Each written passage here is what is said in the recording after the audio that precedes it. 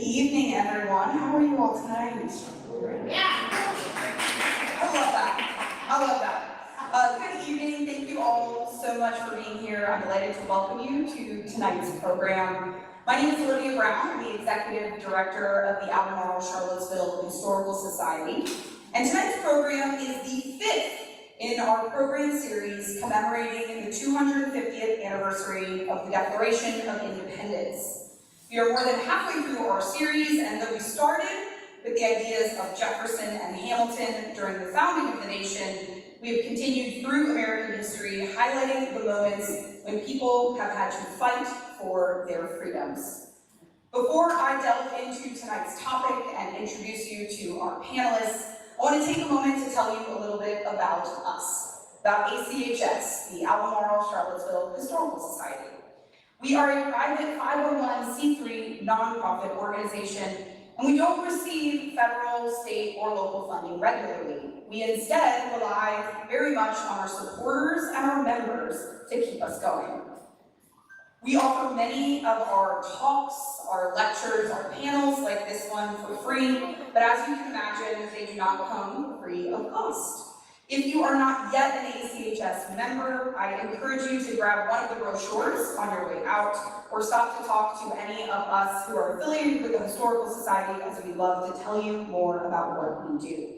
We launched a new membership program back in January that includes many more benefits to our members, ensuring that you all know how important it is that you support us, because we want to support you back. So if you want to learn more about the work that we are doing at the Historical Society, please feel free to visit our website, contact us, or come talk to me after the program is over, and I'll be happy to tell you more about it. But to tonight's topic.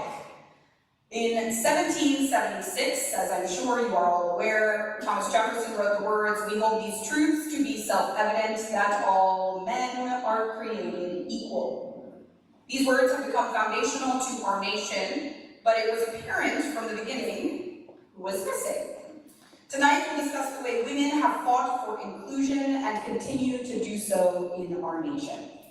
I have the pleasure of introducing you to the members of our panel. First, our panel moderator, Catherine Allgor. Catherine, you can wave. Here she is. Picture behind me. We did sit people near their photos. It was an intentional choice. Catherine Allgor is President Emerita of the Massachusetts Historical Society and a noted historian, nonprofit leader, and public history innovator. Previously, she had been the Nadine and Robert Stockheim Director of Education at the Huntington Library in San Marino, California, and a former professor of history and UC Presidential Chair at the University of California, Riverside. She attended Mount Holyoke College as a Francis Perkins Scholar and received her PhD with distinction from Yale University, where she won the Yale Teaching Award. She has published a number of acclaimed books, and her political biography, A Perfect Union, Dolly Madison and the Creation of the American Nation, was a finalist for the George Washington Book Prize. Her accolades are numerable, and she serves on boards and committees, including the National Women's History Museum, the Organization of American Historians, and the Smithsonian American Women's History Museum, among others. Since moving to Charlottesville, she has been an invaluable asset to us at ACHS, and we are so excited to have her with us at tonight's program. Next, I'd like to introduce you to panelist Chloe Fridley. She is the Director of Education for the Ivy Creek Foundation, a nonprofit organization dedicated to connecting its visitors with the past and present of an over 200-acre natural area on the footprint of a historic African-American farm. She recently received her degree in history from the University of Virginia, where she focused her studies on the American South. Though new to the public history field, she will speak with us today about some of the women in the Carr and Greer families and how they made significant strides as local educators and leaders. Lastly, I'm happy to introduce our other panelist, Phyllis Leffler. She's a historian and professor emerita at UVA and retired from teaching in 2015. Her interest in public history led her to develop courses centered on the history of UVA in the 20th century, and she carried out extensive research on the relatively unknown history of women at UVA prior to the full coeducation of students in the College of Arts and Sciences in 1970. As part of that work, she designed a survey sent to all known surviving women who matriculated prior to 1976. She then published an award-winning article called Women in the Village in the Magazine of History and Biography. As a public historian, she co-directed an oral history project with the late Julian Bond and published Black Leaders on Leadership. She also co-led an ACHS oral history project called No Playbook, which focused on school integration in Charlottesville and Albemarle County during massive resistance. If you want to learn more about that, you can visit our website to see the project online. She currently serves as the chair of the board of the Historical Society, and I will add a driving force behind this series of programs as a whole. Now, as you may have seen, there is an image on the screen of someone who is not with us this evening, Congresswoman Jennifer McClellan, who was elected in 2023 to represent Virginia's 4th District and became the state's first Black woman elected to Congress. She was not able to join us tonight, as she unexpectedly had to be in Washington, D.C. to vote this week in Congress. While we are sad that she couldn't be here, her office has sent a short video of remarks, and we will play that later in our program so that you can still hear from the Congresswoman. Without further ado, I'd like to welcome our panelists and turn over the microphone to them for tonight's program. Please join me in welcoming Catherine Allgor, Chloe Fridley, and Phyllis Leffler.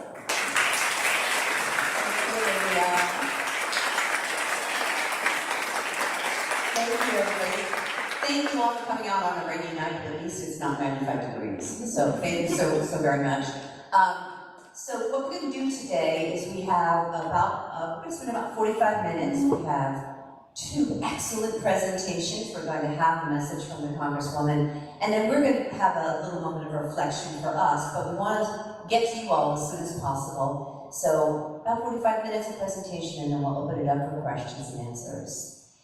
So before we get started, this is about fighting for freedom, in this case, the freedom for women to be educated. And as Olivia said, by using the themes of the Declaration of Independence as our structure, we can move through history. But she did ask me to say something about where the state of women's education was in 1776.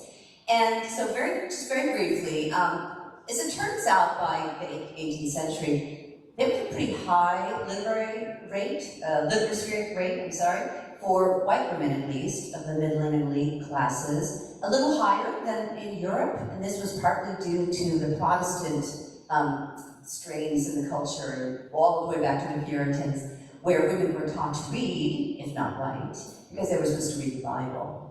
And so by 1776, you did have a class of women who could read and write, but they certainly did not receive the benefits that their brothers or husbands did.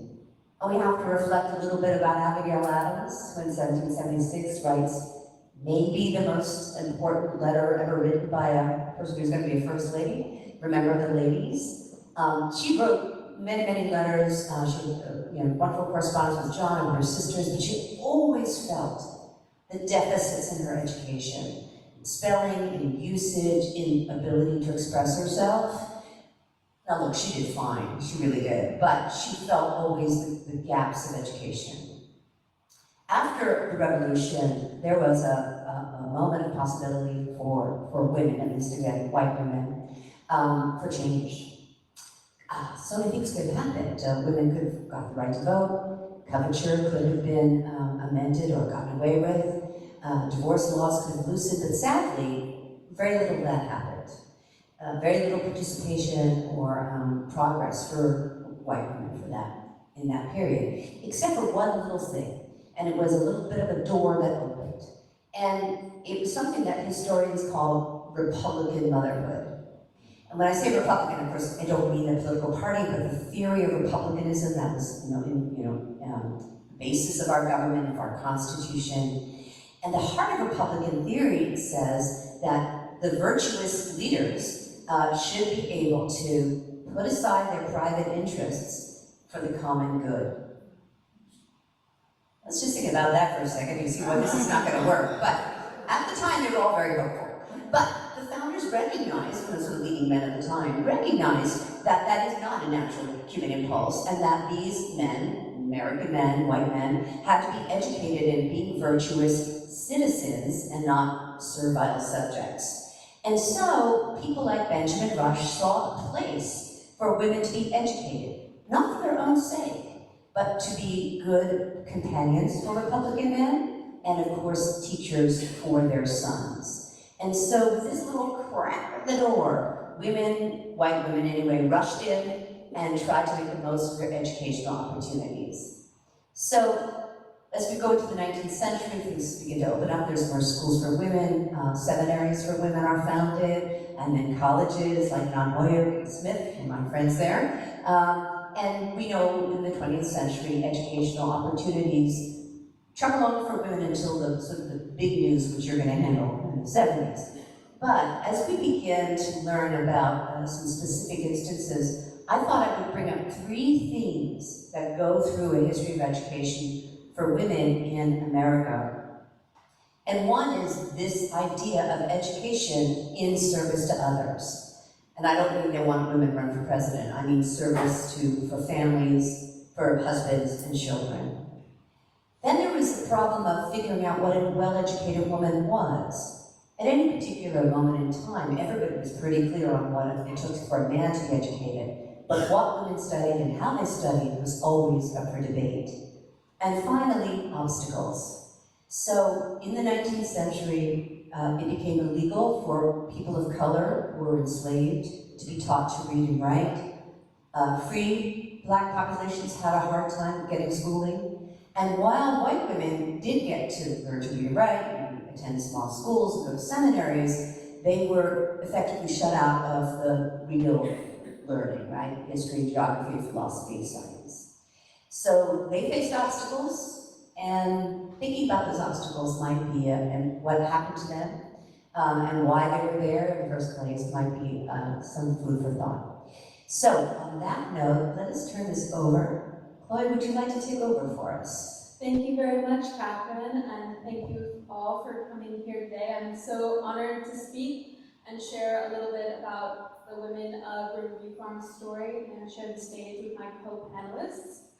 When I started thinking about what I would share today, I looked at our title, Women and the Fight for Inclusion. Thinking about what inclusion means and who should be included was especially resonant for me when talking about 2 women. I'll show their parents here right now. Mary Carr Greer and Mary Carr and Peachie Carr Jackson. These 2 women, sisters, both daughters of Hugh Carr and Texie Mae Hawkins, worked as civic leaders and educators in Albemarle County through the early 20th century into the mid 20th century.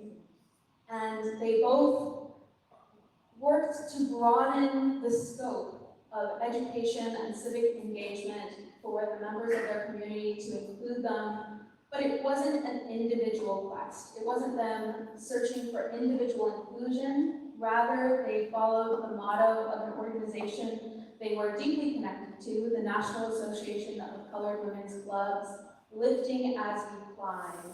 So they worked as educators and leaders to lift themselves up and work with others to help lift them also. When I start to tell their story, I'd like to talk a little bit about their family. Hugh Carr was born between 1840 and 1843 on a plantation into enslavement. The first roughly 20 years of his life, he was, as Catherine mentioned, not allowed to read or write, to learn to read or write. And this would become a driving motivator behind his encouragement of his children's education.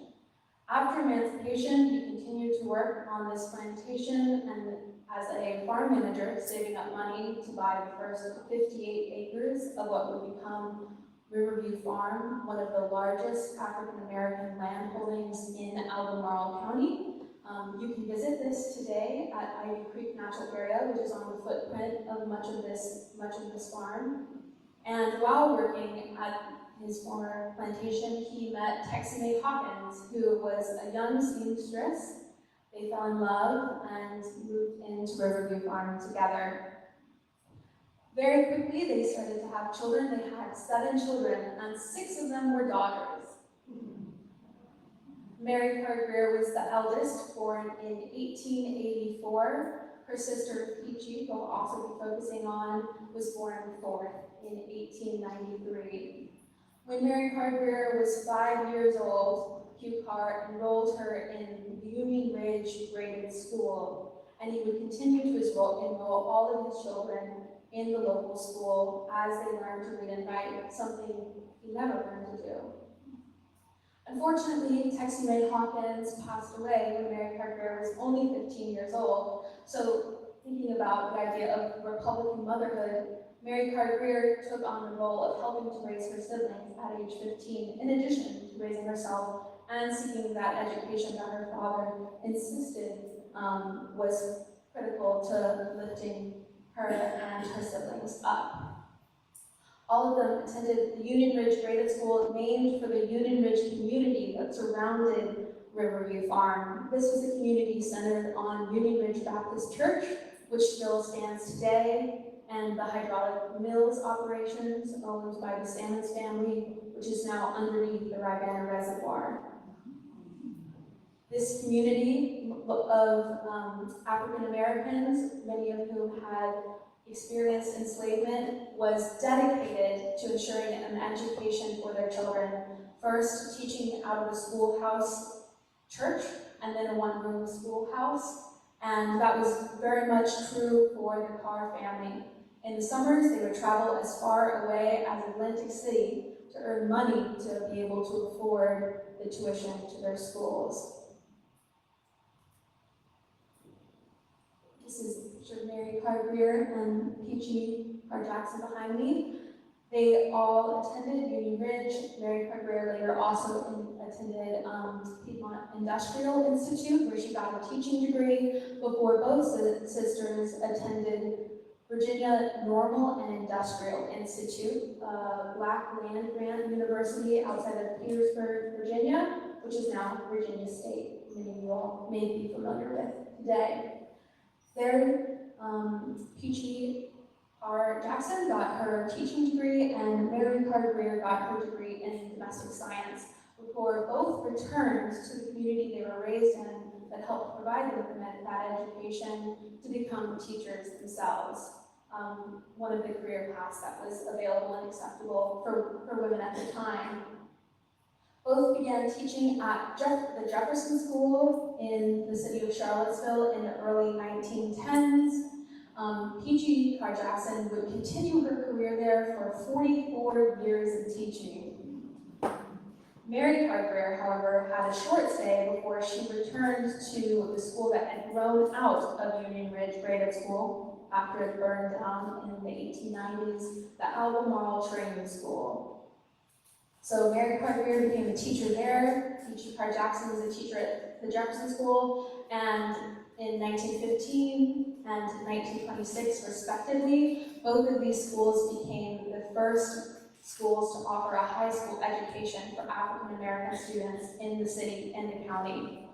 These women were leaders in their schools. Mary Carr Greer would eventually become the first female principal of Albemarle Training School in 1930, where she would remain as principal for another 20 years until 1950. Under her work as a principal, she oversaw the building of the gymnasium, the addition of the library, the electrification of the school, all of these tremendous accomplishments considering the restrictions, financial restrictions placed on her as an African American woman teacher and principal in the county at the time period. Another, I think, especially remarkable incident that marked her tenure as principal of Albemarle Training School was her relationship with the civil rights leader Luther Porter Jackson, who was an activist who worked to increase voter registration and turnout among African Americans in Virginia.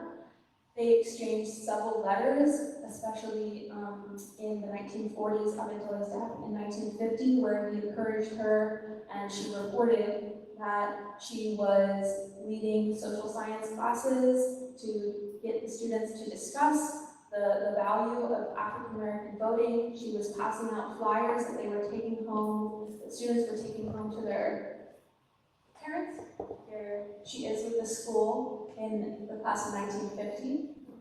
And that these parents were using her words, Luther Porter Jackson's words, through Mary Carr Greer and then through the students, and registering to vote. This was actually a difficult task at the time. The poll tax in Virginia was not outlawed until 1966.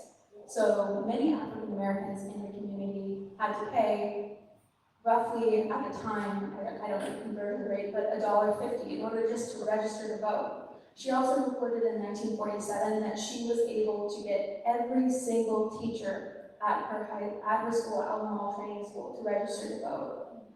This is an individual woman working to lift up her community as a teacher, as a principal, and as a civic leader.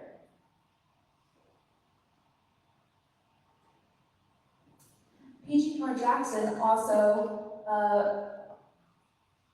outside of her teaching, led people in her community to become engaged with the civic process and become voters. I want to read a quote of hers that she wrote relating to the barriers between home and school and life. Through regular visits to the home, there is created a sort of home-pupil-school relationship, or a tying up of the activities of the home and school which could not otherwise be accomplished.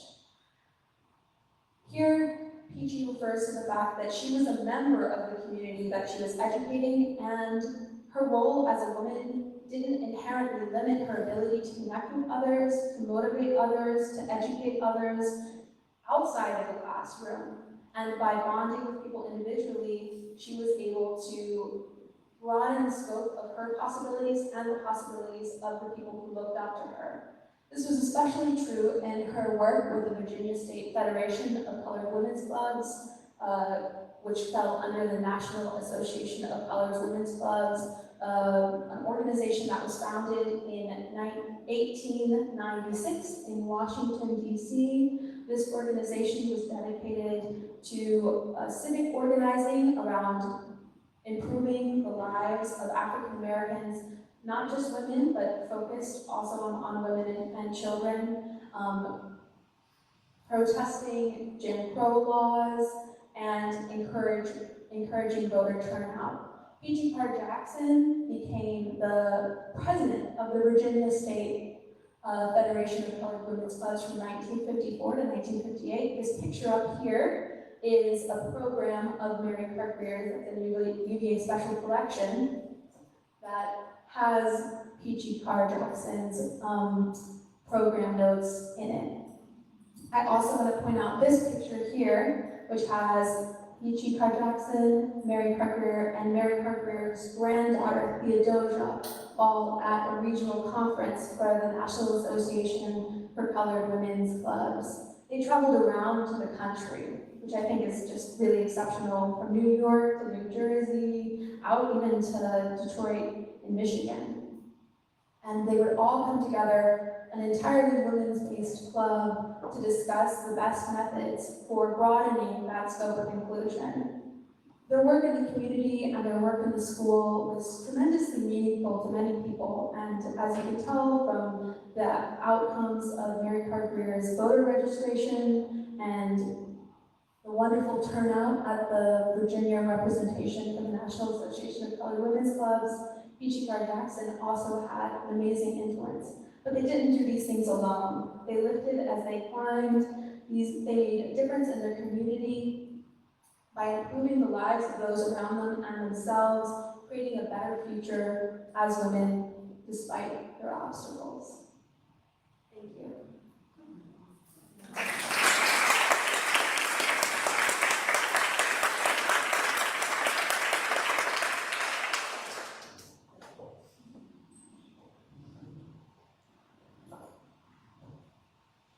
Thank you all for being here tonight. It's really a pleasure to see so many people.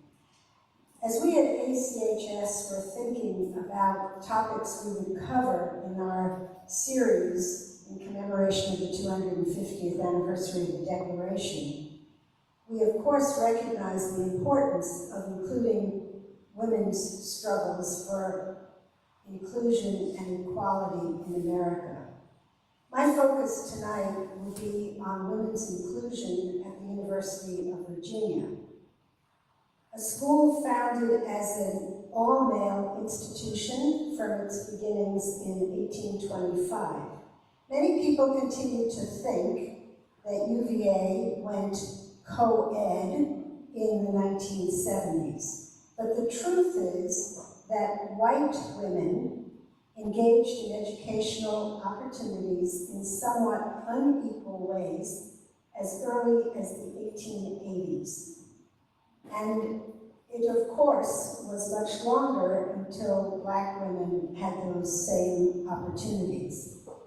The fight for educational opportunity, especially in public institutions, was a political fight as well. I will talk about that link here in Charlottesville and Albemarle County between the struggle for educational and political opportunity.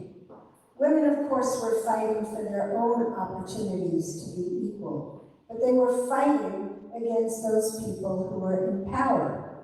And you couldn't really have educational power without also having some political power, especially when it came to publicly funded institutions. So first, let me begin with how did women access education at UVA? Starting in the 1880s at the university, sort of post-Civil War, there were summer institutes that were founded for people to come and pick up a course or two in a specific area of interest. So I'm going to start with that slide, a slide that I absolutely love. It's, I'm glad to hear the laughs in the audience. It's a slide that illustrates a class that was given in agricultural education at the university. And I love the picture of all these beautiful women standing there taking notes, while the male professor is crouching, explaining something about a cow. I wish we had some records that indicated what exactly they were talking about. But anyway, what you see here is women, and this was a photo taken at the University of Virginia, and it's in the 1880s. So we know that they were there. We have the visual evidence that they were there. But we know that they were there in home economics courses that were given through these institutes. And there was also some teacher training opportunities that went on. Now, when I say women were at UVA in somewhat unequal ways, these summer programs did not, at least for the women who came, offer educational credit toward a degree. Women could come, they probably got some sort of certificate that indicated that they were there, but they were clearly not matriculating students. And as the need for training of teachers grew, these summer programs grew, these summer training institutes grew.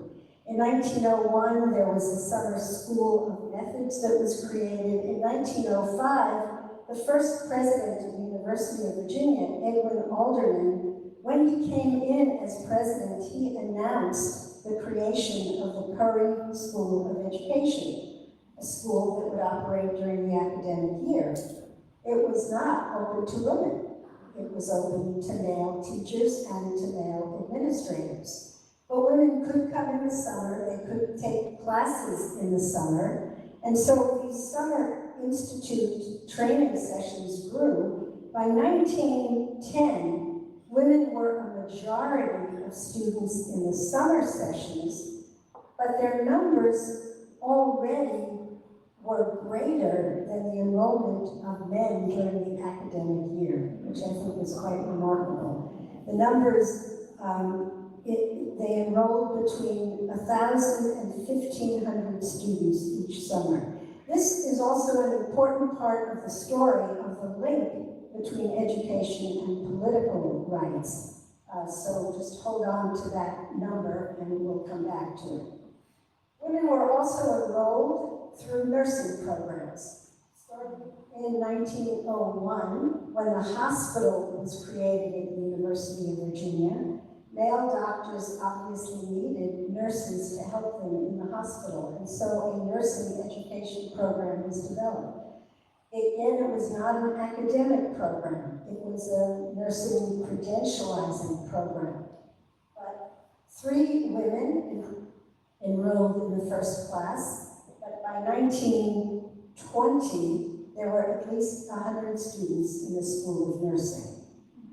The real change at UVA, I shouldn't say real change, I should just say a significant change, happens in 1920, when the Board of Visitors at the University of Virginia authorized women to enroll in graduate and professional programs, education, engineering, graduate studies, law, medicine, on a co-educational basis. And here, I think you have photographs, I'm sorry, they're not very clear, but of graduating class of women in law. I think there's 1 woman in that photo from the 1920s, and the graduating class of women in medicine in the 1930s. So these women, for a very long period of time, were never really remembered as being at UVA. What we tend to remember is that undergraduate classes in the College of Arts and Sciences, the largest school of the university, were open to women in 1970. And the very fact that so many people don't remember these other ways in which women came, I think does tell us something about what was considered to be most important about the university, which was that it was a training ground for male future statesmen for the country, which is what Jefferson envisioned it as being. When women were admitted in 1920 in this co-educational way to graduate and professional programs, this was clearly a compromised position from admitting women on a more full-time basis. And what a lot of women were fighting for was they were fighting for the right to create a coordinate program at the University of Virginia, to create coordinate education. And I will explain what that means by talking a little bit more about the national situation of education for women. So we know that in the early 19th century, whatever opportunities existed, as Catherine mentioned, were largely segregated by gender. There were some women's colleges, seminaries, some of them were called, some were called institutes. There were some of those that were created for women. Mount Holyoke, as you mentioned, being the school that had the most extensive programs for women. Many of them were very, very limited in their curricular offerings.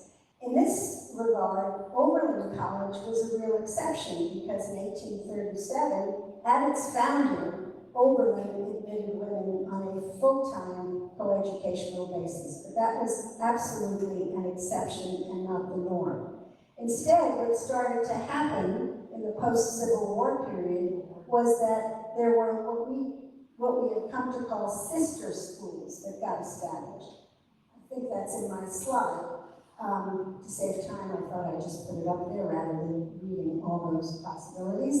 But at the very time that UVA was creating these summer institutes, there were other universities that were creating coordinate colleges for women, which meant that they would be on the same campus where the men were going.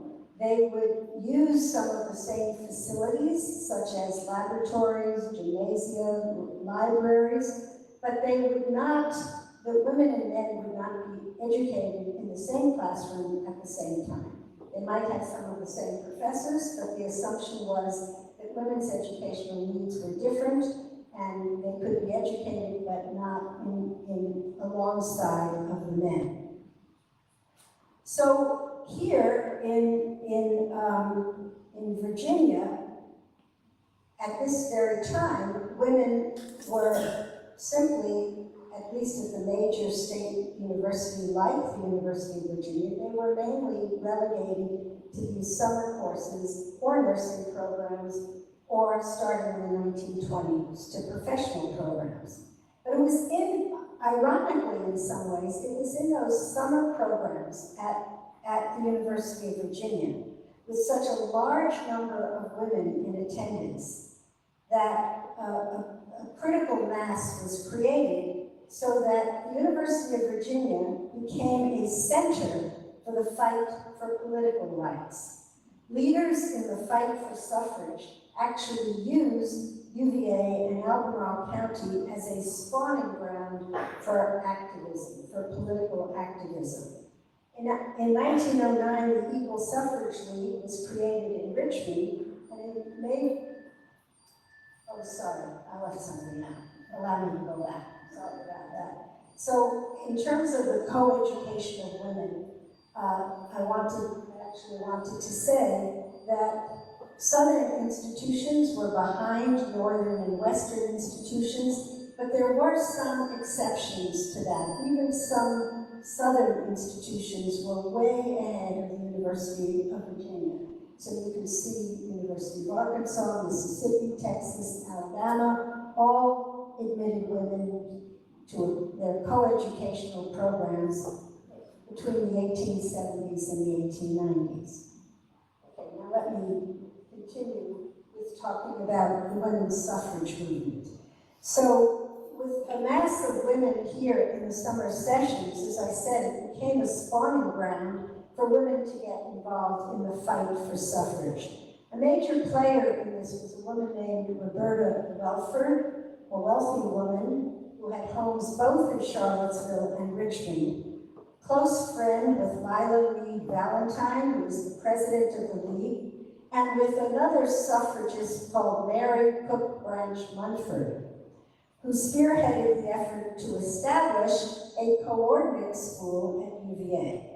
Welford was active in both Albemarle County and UVA leagues, and she recruited women who were in summer programs for teachers from UVA.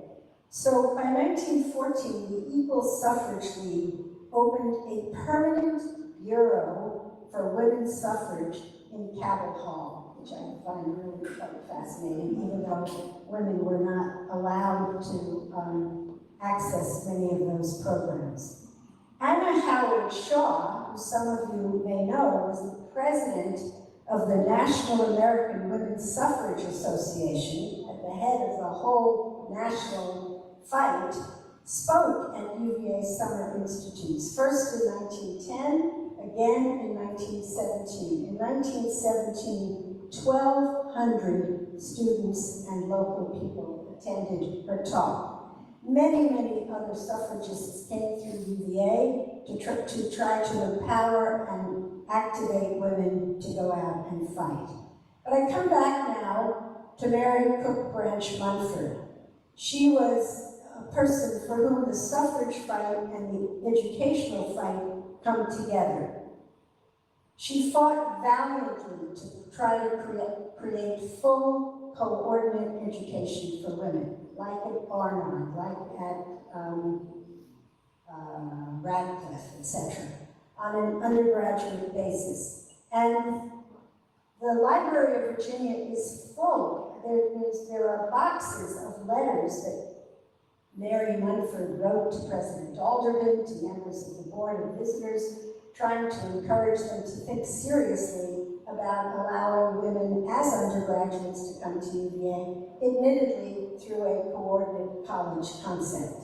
And there were efforts to get congressional support for this through the legislature, which failed to pass in each and every legislative session First in 1912, then in 1914, then in 1916.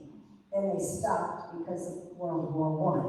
The Equal Suffrage Amendment also came up for a vote in the Virginia legislature 3 times and also failed those same 3 legislative sessions.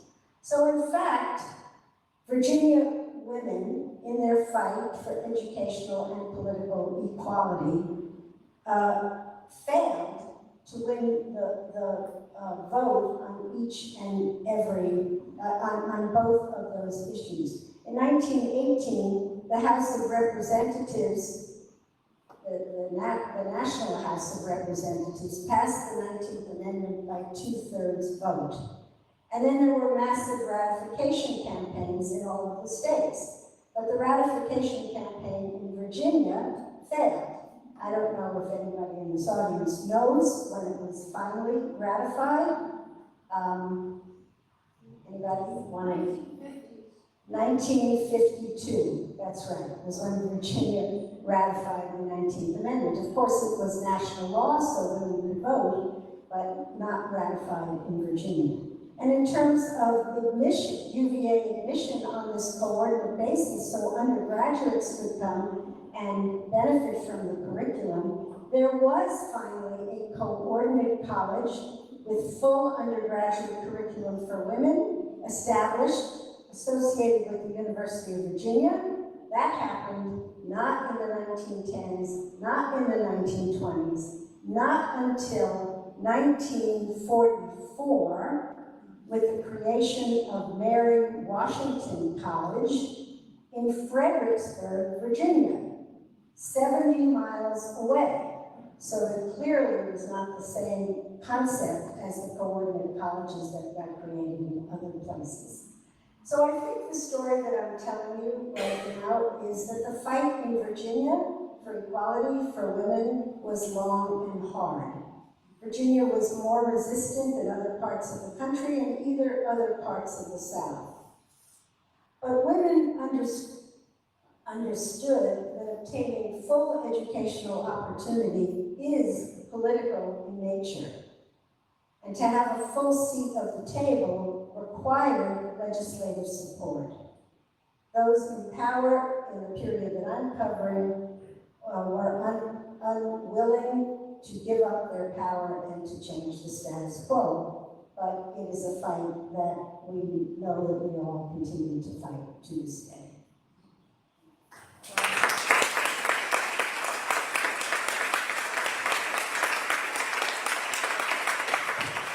Thank you so much. So we have some time, and what I'd like to do is start a conversation here.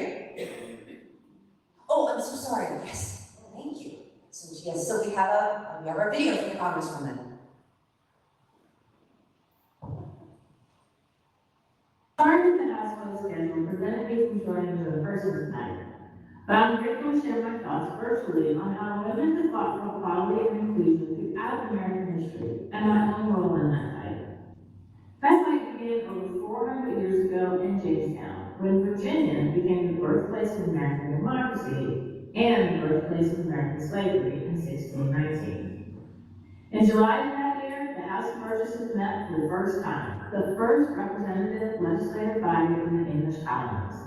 1 month later, the first reported Africans arrived in the English colonies, traded as property for goods.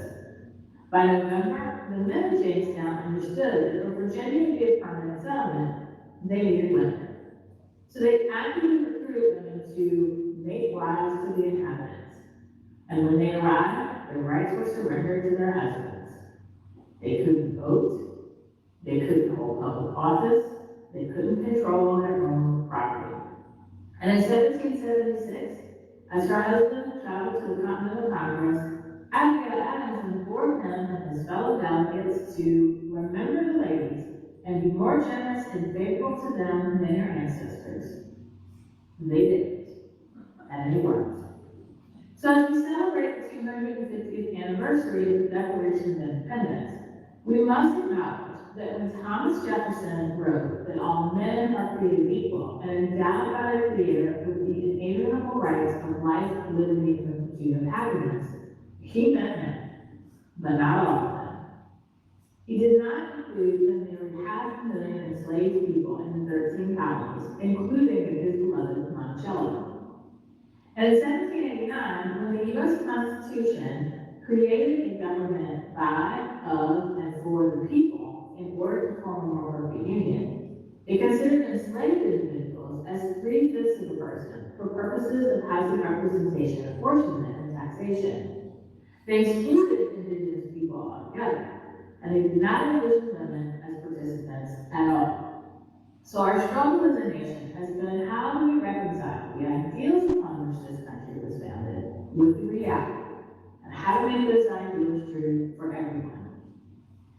In 1848, the first Women's Rights Convention at Seneca Falls adopted the Declaration of Sentiments that added women to the sequel of Thomas Jefferson's masterpiece. In 1864, the 13th Amendment abolished slavery. In 1868, the 14th Amendment granted citizenship to all persons born in this land and promised equal protection under the law for all. And in 1870, Black men got the right to vote with ratification of the 15th Amendment. Women finally got the right to vote with the 19th Amendment in 1920. But until the Voting Rights Act of 1965, Black men and women faced a variety of Jim Crow tactics to suppress their ability to exercise that sacred right. From the beginning of the women's rights movement, women, and especially women of color, have worked on the front lines and behind the scenes to make the ideals upon which this country was founded true for everyone, in a system that has long denied them fairness under the law, and even when we were the last to benefit from our efforts. I grew up speaking this history. I grew up listening to the stories of what life was like for my parents, growing up during the Great Depression in the Jim Crow South. My father, the son and grandson of educators, who understood that education was the key to individual opportunity, a thriving healthy community, and a thriving healthy democracy. He became a college professor at Virginia State University. My mom, the third youngest of 14 children, had to move away from her hometown because the state of Mississippi did not provide a good education for Black children, and the school run by the local Catholic Church only went to the 8th grade. She wanted more than the jobs as domestic workers and laborers that was available to her parents, her brothers, and sisters. So she moved away to go to high school and ultimately became an educator herself, running the TRIO programs at Virginia State University, federally funded programs that helped first-generation at-risk students like her attend and succeed in college. Growing up with these stories and a deep study of history taught me that at its best, government is a force to help people and solve problems. And at its worst, it's a force that oppresses some for the benefit of the few. So in London, I decided to be part of making our government that force for positive change by volunteering on campaigns. And I went to law school at UVA with the goal of public service, although I didn't imagine that eventually it would lead me to serve in the Virginia General Assembly, where I carried the bill making Virginia the 38th and final state necessary to ratify the Equal Rights Amendment. And now is the first Black woman to represent Virginia in Congress. Today, we see a roadmap of progress that we've made over the past 250 years, making the ideals of the Declaration of Independence true for everyone. From the erosion of reproductive freedom, starting with God's decision that made me the first generation of my family to lose a constitutional right, to the gutting of the Voting Rights Act, bringing a new wave of voter suppression and gerrymandering across the former Confederate states, to a presidential administration implementing an anti-diversity, equity, and inclusion agenda that makes it that much harder for women, and especially women of color, to access the same resources and opportunities as our male counterparts do. In his final words to us, Congressman John Lewis reminded us that democracy is not a state. It is an action that requires every generation to do its part to build the beloved community. Our mothers, grandmothers, and great-grandmothers did their part. And we find ourselves fighting their fights all over again. But we do so from a position of more strength and power than we ever imagined, so that our daughters and our granddaughters do not have to fight those same fights. While I believe the Equal Rights Amendment is the law of the land, we must remove all doubt. And as co-chair of the Equal Rights Amendment focus on continuing to do my part. We must fight to protect reproductive freedom, to ensure all healthcare decisions are kept between patients and healthcare providers rather than politicians, and that every woman has the right to determine for themselves when, whether, and how to become a parent. We must fight to remove barriers to liberty and justice for all, rooted in the lingering legacy of the founding of our nation, sexism and racism. Your attendance here shows that you are ready to do your part. It will not be easy, but we owe it to generations who came before us and generations yet to come to never give in to anger and despair and to never give up. So thank you again and enjoy the rest of the program.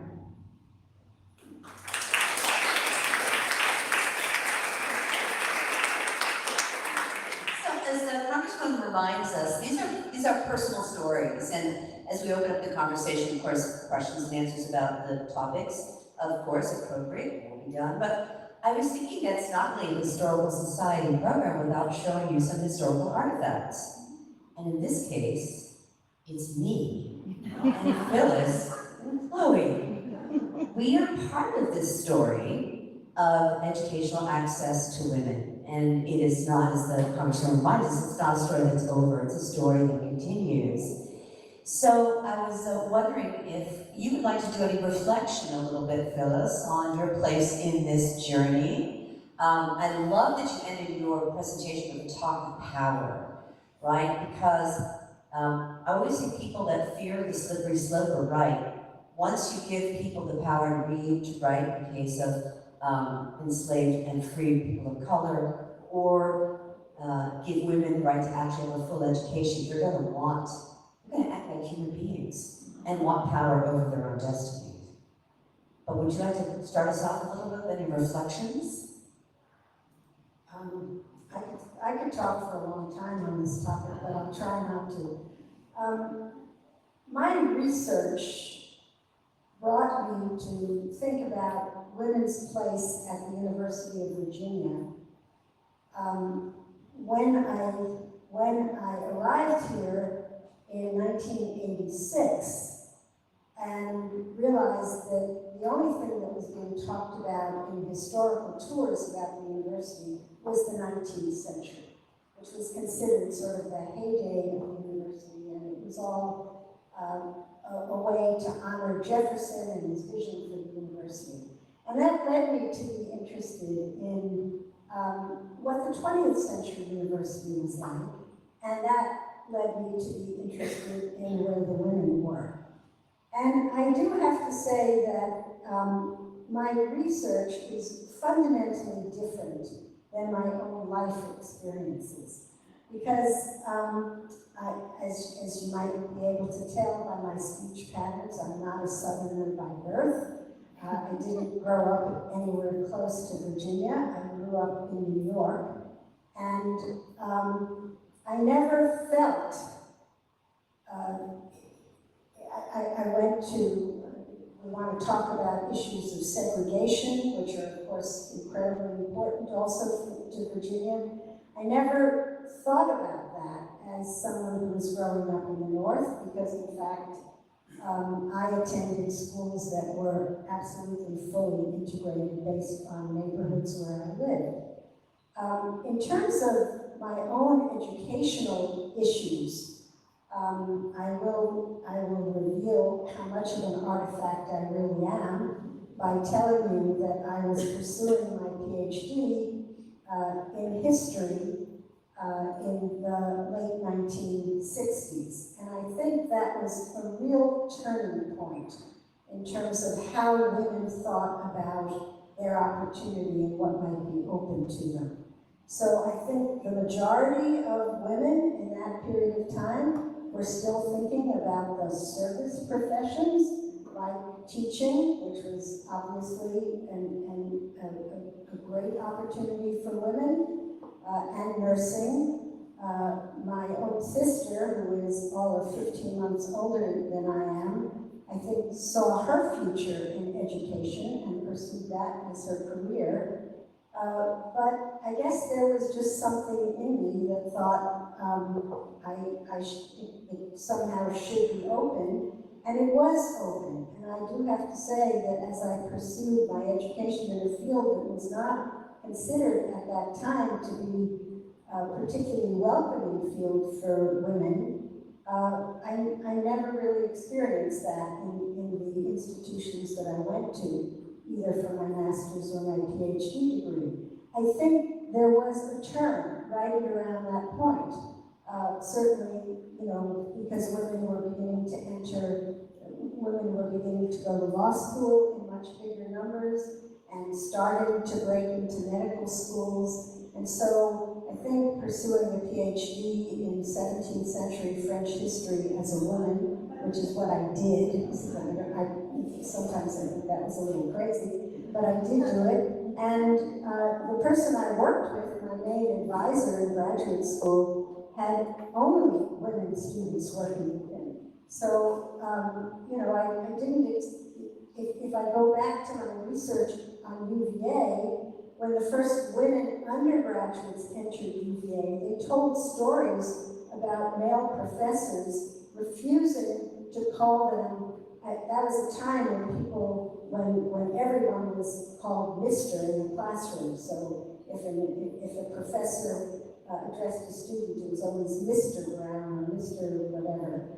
And women who were in those first classes of women as undergraduates told stories about the male professors calling them Mr. because they refused to call them Miss. And male professors telling them they were taking seats away from otherwise qualified male students. And there was really a hostility that some of these early women felt. I'm happy to say I never really felt that. So I was thinking a lot about the value of liberal arts education and education in general. And I think one of the aspects of the educational experience for, I want to say some women, and definitely people of color and people from more modest backgrounds or families who go to college, is when you enter college, you can figure out what world you belong to.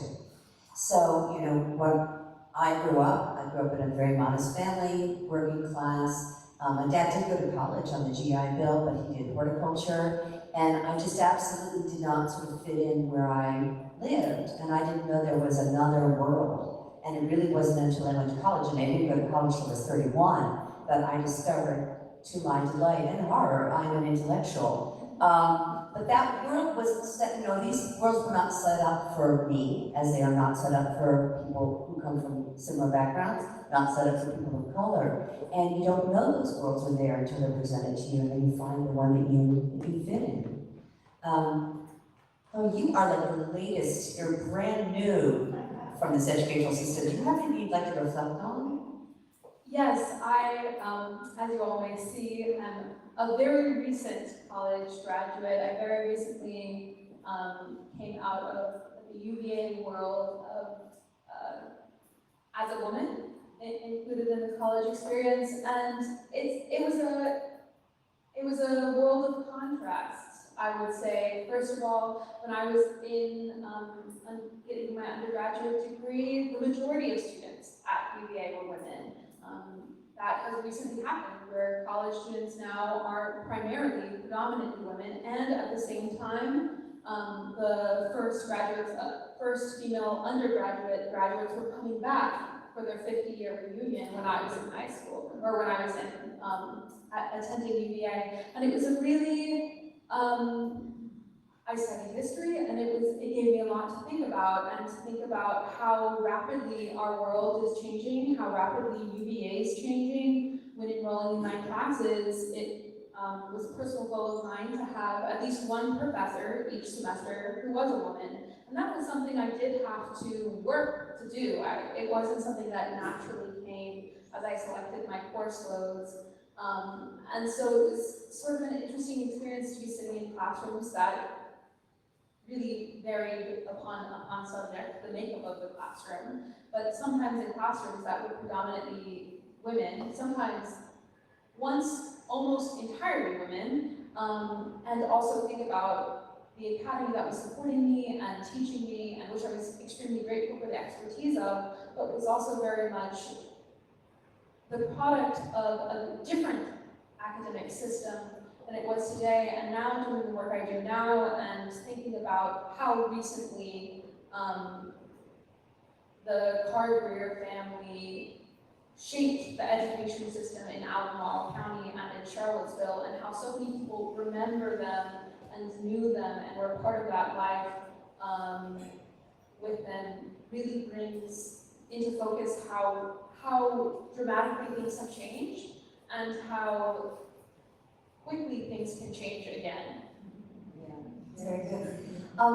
Actually, you got historical artifacts in your own way. How's that for good news on Wednesday night? Let's open this up. If anybody has questions or thoughts to share. I think Olivia's going to run around with a microphone. Yeah, let's get the lenses so we see your beautiful faces. Thank you. I'm in charge of both microphone and lights. That's right. This is the part of the program where I get many steps where I run around to all of you with this microphone, so we're happy to take a few questions if anyone has. Questions or thoughts? Oh, we have a question here. Oh, and we have one here. There we go. Wait, she's gonna, there's one more in your second. I just have a thought, because as someone who finished high school in 1972, going to UVA was not a friendly experience. I think they still had, a percentage of students that could go, what do you know what I'm saying? It was A quota. a quota, thank you. Yeah. And it wasn't appealing to me at all. So I went to one of your schools that was listed as having an ordinate program, but then there was William and Mary, and could you just comment on why William and Mary developed so differently? It was very conservative. I mean, they still had hours, Fridays, and things like that, but it was co-ed. Yeah. So I think William and Mary, well, I know that one of the reasons that UVA decided to create coeducation for women at the graduate and professional level in 1920 was that William and Mary had gone co-educational. And part of the reason that UVA competed in that way, it wasn't a real competition with William and Mary, was that they wanted more dollars from the legislature. And they felt that William and Mary was taking away some of those dollars by virtue of expanding their enrollment. So I don't know exactly why William and Mary made their decision, but I'm assuming it also had something to do with getting more legislative support. And if they could increase their enrollment by expanding it to women, they would get more state dollars into their coffers.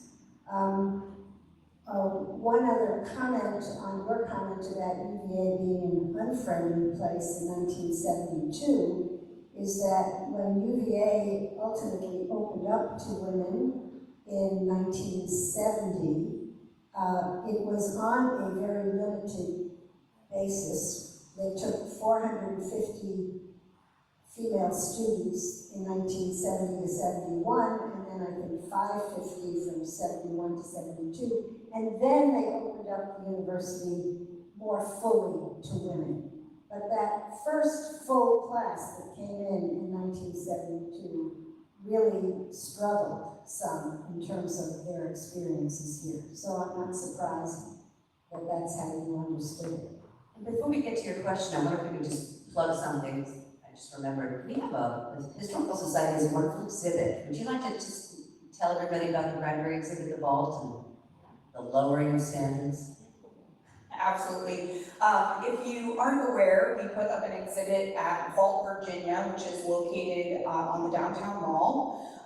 It's called Then and Now, Charlottesville in the 1970s. It centers on 10 portraits by artist and activist Frances Brand, and it talks about the decade as a whole, the construction of the downtown mall, and what the city looked like 50 years ago. One of those 10 portraits highlighted in that exhibit is of Virginia Ann Scott, who was one of the 4 female plaintiffs in the case in 1970, or 69 through 70, against UVA to make the College of Arts and Sciences go fully co-ed. So we looked at what was happening at UVA during the 1970s, and to what Catherine is referring, in the 1971 UVA yearbook, Corks and Curls, the spread had college goes co-ed, curriculum loosens. And we had to include it. I felt very drawn to it in the sense that it was the editors of the yearbook, who I can probably assure you must have all been men at the time, saying we had to lower our standards because they made us let in female students. And the picture was a large photo of one female student surrounded by male peers. And so that exhibit is up through the summer into September. Monday through Friday, 9 to 5. It is open in that building, so I hope you'll at some point go to see it. Thank you. Let's see, a question here. This was just a comment. I went to nursing school starting in 1974, and one of the first pieces of paper that we were given to read were some of the instructions. Nurses would stand when doctors entered the room. At that time, 99% of doctors were men. 99% of nurses were women. So, and I objected to it quite strenuously, I'd like to say. Nursing has changed a great deal now. I've been in hospitals recently, and it was actually the war in Vietnam, which opened up the field of nursing to men. So interesting. You objected to it, but you stood up, I guess, and had to do it, yes. I think we have another question there.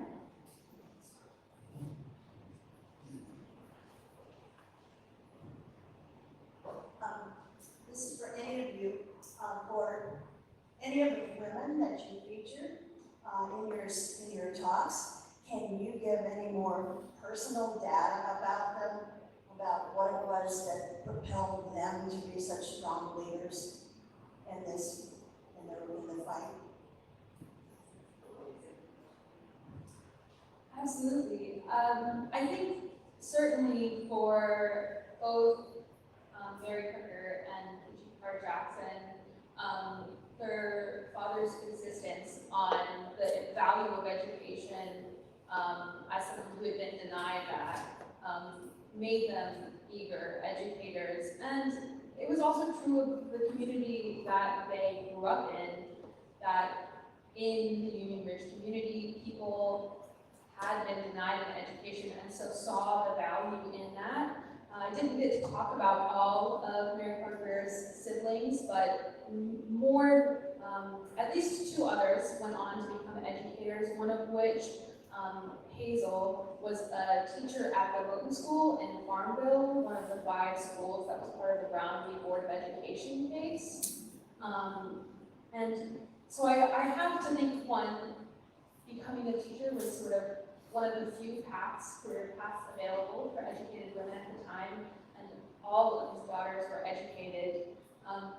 But their passion extended beyond education into the betterment of their community, a community that was very close and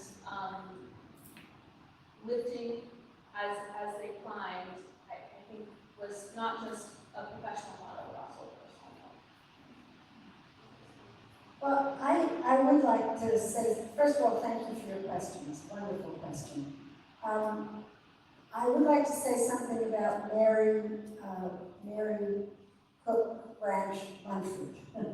So she was a woman who never went to college herself and deeply regretted the lack of opportunity for an education.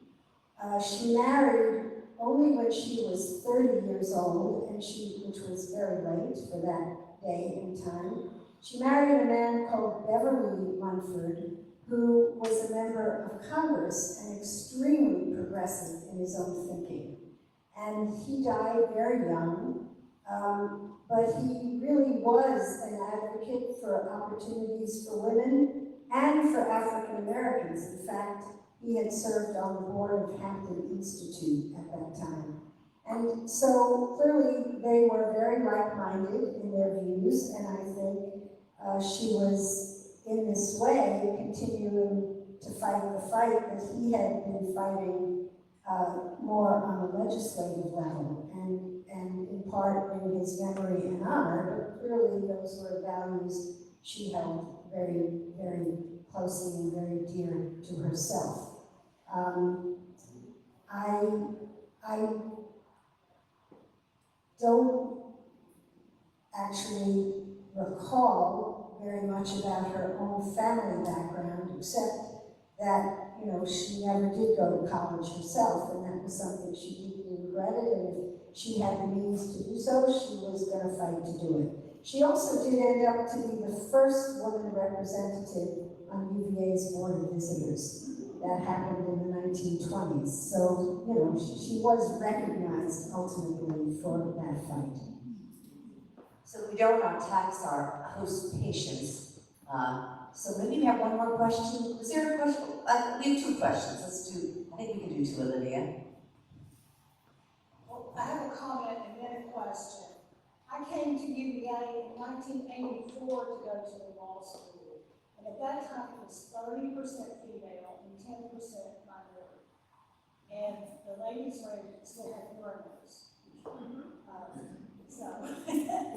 Anyway, and that was long after the 1970s, so it's kind of just a unique perspective. But my question has to do with Chloe, you know, pointed out that undergraduates now are primarily women. It's over 50%, not just the VA, but most of the public. So is the fight over? Where is the fight now?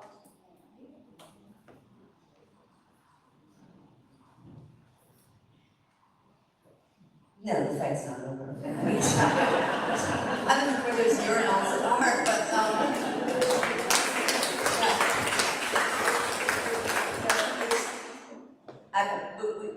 we need cocktails for this. You know, just the fact that we absolutely desperately still need women's colleges because women are just treated very differently. And I'll tell you something. And so I had a student, I was teaching women's history. Student came in, a young woman, and she, this was during one of these times of tidal backlash that happened. So this is really 2002.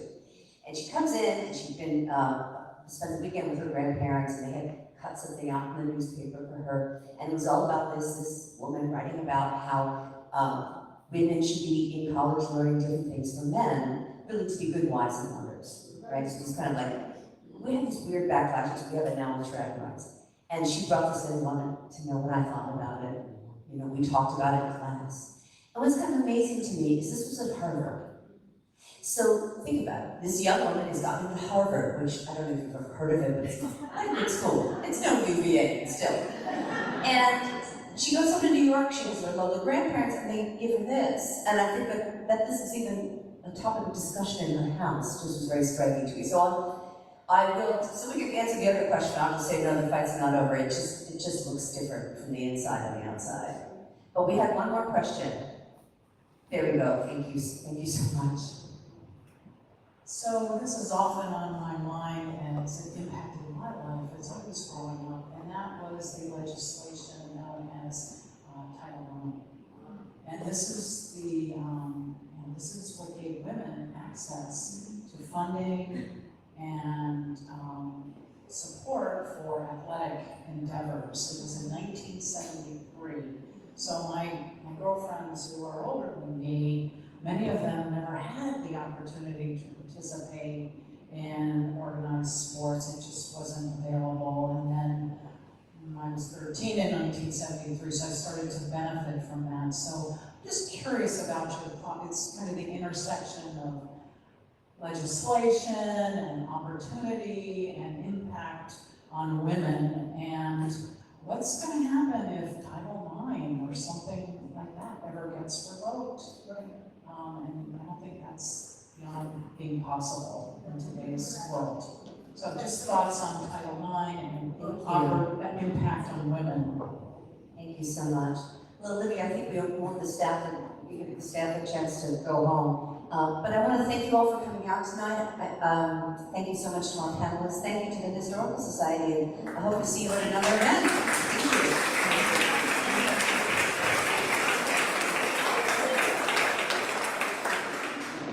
I want to just say, as you file out, a thank you not only to our panelists, but to our partner organizations, Ivy Creek Foundation and Chloe for being a part of the panel, but they have information back, and also our wonderful partners at the National Organization for Women. They are here in the back of the room and have their petition that you can sign, the ERA as well. Please feel free to take a look at any of the materials that are here. Thank you all so much for being here, and feel free to continue these conversations as you do tonight, and be safe. Thank you so much.